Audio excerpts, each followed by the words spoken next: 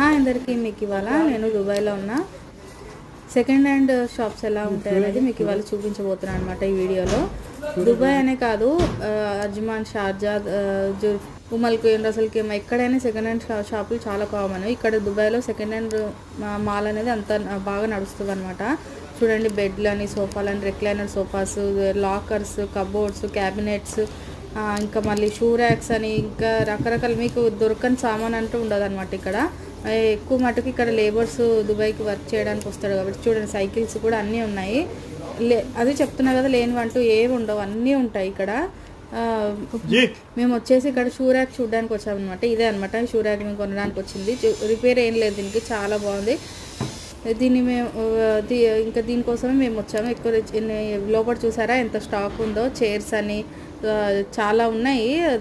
Dubai అనేది ఎక్కువ labours కానీ ఇంకా వర్క్ చేసే వాళ్ళు ఉంటారు కాబట్టి వాళ్ళు ఎక్కువ మటుకు సెకండ్ హ్యాండ్ సామాన్లే కొనడానికి ప్రిఫర్ చేస్తారు. చూడండి, రెక్లైనర్ సోఫాస్ ఇవన్నీ ఉన్నాయి.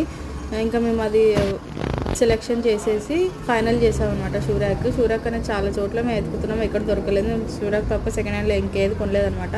చూడండి, లైన్గా సెకండ్ హ్యాండ్ షాప్స్ ఇవన్నీ.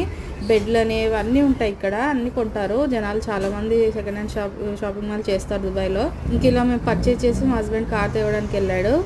మన కార్ అనేది వెహికల్ తెచ్చుకున్న తర్వాత ఇక్కడికి వాళ్ళు అన్నీ చూడండి, మా హస్బెండ్ కార్ కూడా తీసుకొచ్చేసారు. కార్ తెచ్చే లోపల వాళ్ళు అన్ని లోపల నుంచి ఇలా లేబర్స్ అది మోసుకొచ్చి కార్లో పెట్టేశారు అనమాట. ఫస్ట్ డిక్కీలో అనుకుంటే డిక్కీలో పట్టదని అంటే ఇంకా బ్యాక్ సీట్లో పెట్టించాము.